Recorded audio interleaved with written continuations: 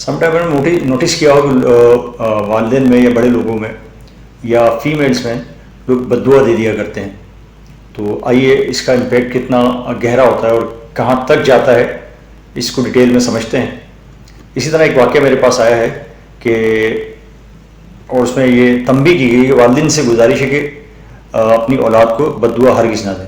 ایک سچا واقعہ ہے یہ، تو آپ کو گوش گزار کرتا ہوں کہ ایک بہن کہتی ہیں کہ ایک دن اپنے گھر کی صفائی کر رہی تھی، اتنے میں ان کا بیٹا آیا اور ان کی پسند کا ایک ڈیکوریشن پیس وہاں رکھا ہوا تھا جو بچے سے گر کے ٹوٹ گیا، اور اس وجہ سے وہ بہت زیادہ اپنے بچے سے ناراض ہوئیں، اور اس ناراضگی کی وجہ سے اور غصے کی کیفیت میں ان کے منہ سے نکل گیا کہ جا تیری بھی ہڈیاں اسی طرح سے ٹوٹ پھوٹ جائیں.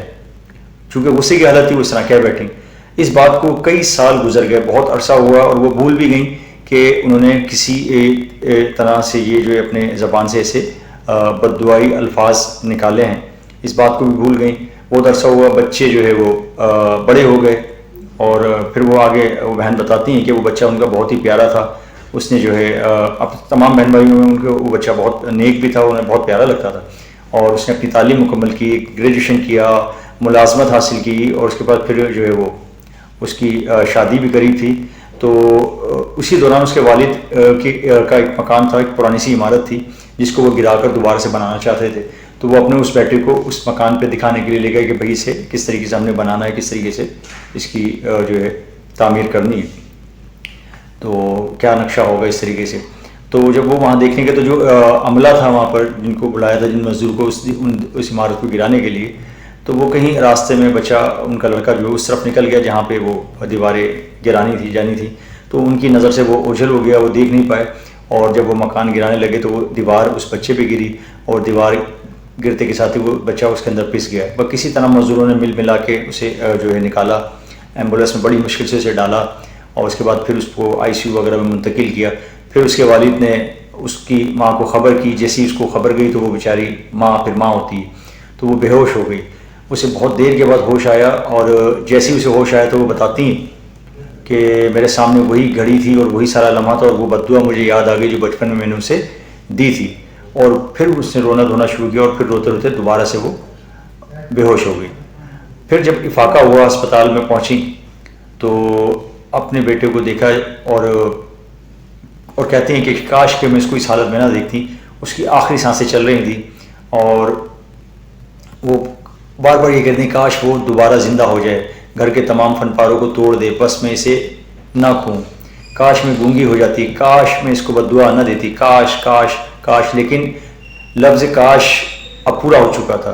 ایک شخص اسی طرح ایک اور واقعہ، ایک شخص عبداللہ بن مبارک رحمۃ اللہ تعالیٰ علیہ کے پاس اپنے بیٹی کی نافرمانی کی شکایت کرنے آیا. ابن مبارک نے اس سے پوچھا کیا تم نے اس کے لیے کبھی بد دعا کی ہے؟ تو اس نے کہا جی ہاں میں نے کی ہے. تو آپ نے فرمایا کہ تم نے ہی اسے خراب کر دیا. سمجھے بات کو، کہ تم نے ہی اسے خراب کر دیا. اب ہر ماں اور باپ کے لیے میرا یہ پیغام ہے. وہ بہن فرماتی ہیں کہ اپنے بچوں کو غصے میں بد دعا کرنے میں جلدی نہ کریں.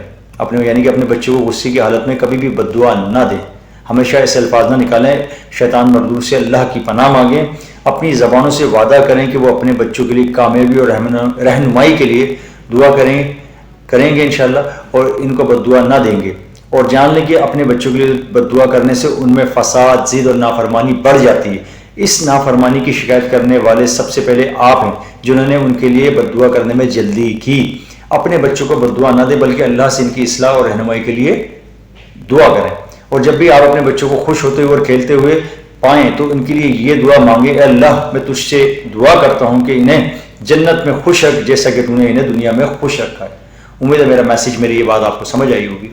تو کوشش کیجیے گا اپنے بچوں کو، اپنے بہن بھائیوں کو، اور دیگر جو بھی آپ کے دوست احباب ہیں جن سے آپ محبت کرتے ہیں اور جن سے آپ وقتی طور پہ ناراض ہو جاتے ہیں، اور ناراض ہونے کی وجہ سے آپ جو ہے انہیں جو ہے کسی برے القاب سے پکار دیتے ہیں، یا اس سے میں کہہ جاتے ہیں کہ تیرے ساتھ بھی جیسا فلاں کے ساتھ ہوا تیرے ساتھ بھی ایسا کچھ ہو.